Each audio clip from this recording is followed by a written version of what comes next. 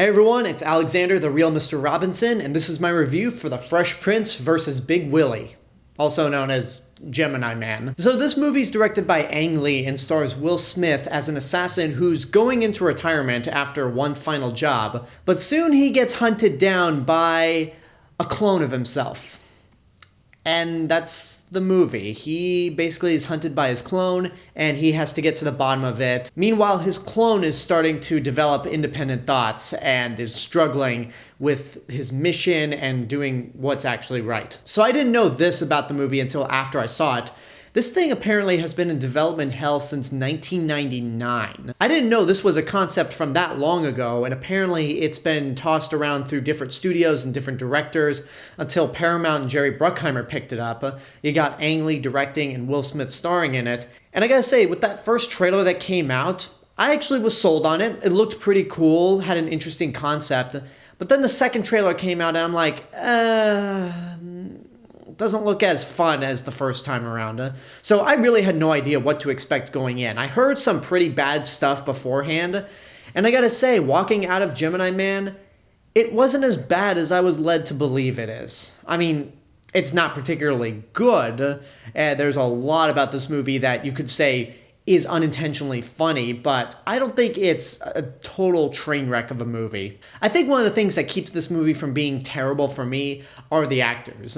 Will Smith is obviously known to have a lot of charisma, and he's okay here. When he's playing the older version of his character, he's decent at points. He's good. He has that Will Smith charm. But when he's his younger self, he's actually kind of terrible. He is just flat, he's emotionless, and he's just overall boring.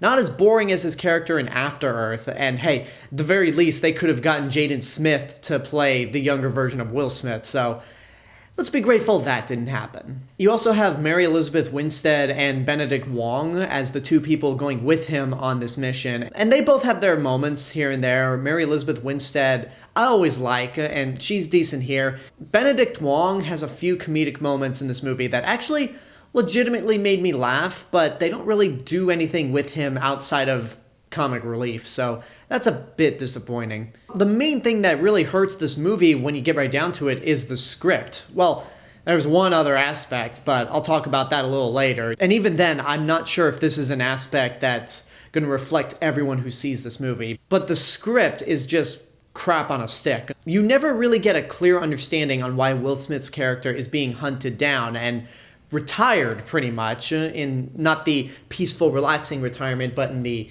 you're gonna die retirement. So you're just kind of going through the movie wondering what exactly is the motivation to get rid of this guy, because they say something, but it's just not really elaborated on that well. And then when you come to your villains, one of them played by Clive Owen, they are not subtle about hiding the fact that they are the bad guys. The second that you see Clive Owen on screen, you know automatically, bad guy.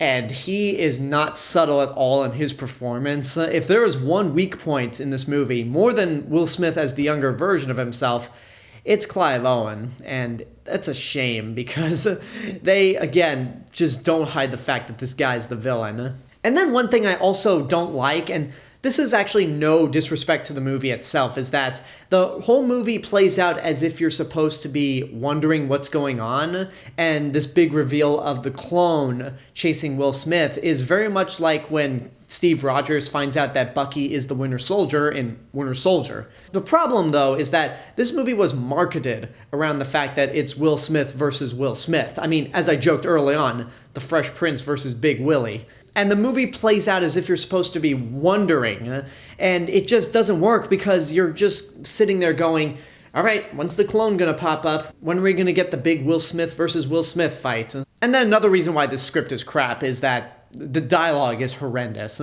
There are a lot of moments in here with other characters, mainly side characters, where they have to deliver some terrible lines. But the worst line in the movie is actually in the trailer for me, where Will Smith goes, "You made a person from another person." And not only is his delivery bad, but just the line itself. I don't even blame Will Smith or even Ang Lee, because nobody could deliver that line and make it sound convincing. Like, that's just such a stupid line all around. So that's the script. That's probably the biggest criminal act of the entire movie. But what about the action scenes? Because this is an action movie overall. Well, the action scenes, while not super creative, are definitely entertaining at points. But whenever you have to get to a hand-to-hand fight sequence, there are two things that kill this movie. A, sometimes it's shot up way too close that you really can't tell what's going on, and there's not a whole lot of lighting to show what's going on. And plus, this depends on how you see the movie, but I saw this at a high frame rate, and just seeing Will Smith and Will Smith fight each other, like going super fast all over the place, you can't make it out. It just leaves you confused and unsure of what's actually going on.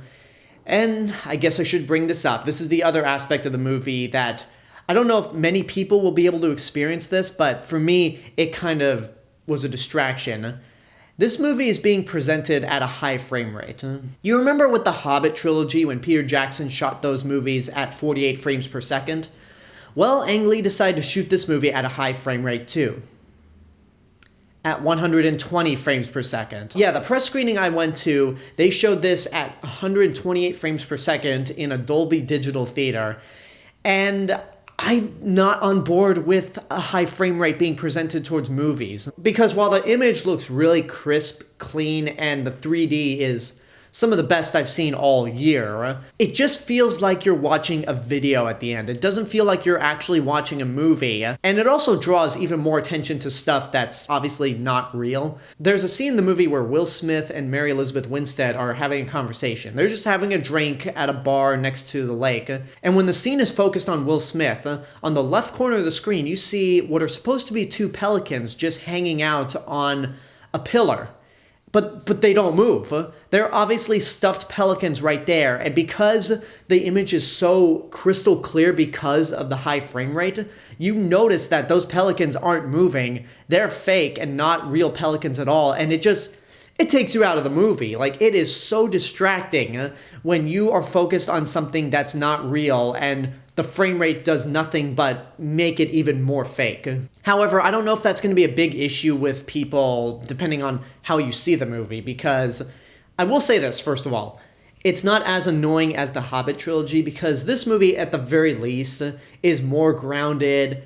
I mean, as grounded as you can be with a cloned Will Smith, but there are no dragons, there's no orcs, there's no elves, nothing fantastical in this movie, and nothing hugely CGI. So, at the very least, it feels a little more appropriate to make this movie at a high frame rate. But that being said, if you were annoyed by the Hobbit trilogy at a high frame rate, I don't recommend the high frame rate for Gemini Man either, because it's just distracting. And even if you are interested in seeing this at a high frame rate, I don't know how many people are actually going to be able to experience it, because I just read that only 14 theaters in the entire United States are showing this movie at 120 frames per second. So maybe it's for the best. I know Ang Lee experimented with this technology with his last movie, but I don't think we're ready. And I hear that James Cameron has filmed the Avatar sequels at a high frame rate, so we'll see what happens with that. But I am really not on board with high frame rate being used in feature films.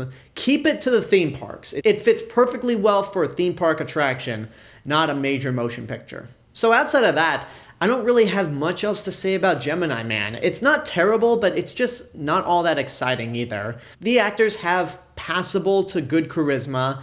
There's some great cinematography here and there, even with the high frame rate. It is a very good-looking movie when you get right down to it, but like I said, the script is terrible, it's got some really bad dialogue, unclear motivations, and the action, again, while it can be cool, it's nothing too exciting, nothing that reinvents the wheel, and plus there are some unintentionally funny moments here that reminded me of Hulk.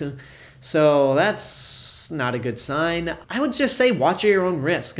It's nothing terrible, but if you happen to catch this movie at home, or if you happen to be in Best Buy and they're using this movie to showcase their brand new TVs because, you know, the high frame rate, it can be enjoyed, but really it's just not worth going to see in theaters. It's a shame, because for every Crouching Tiger, Hidden Dragon, Brokeback Mountain, and Life of Pi, Ang Lee always delivers a Hulk or Gemini Man, so that's a shame. But at the end of the day, not the worst thing I've seen all year.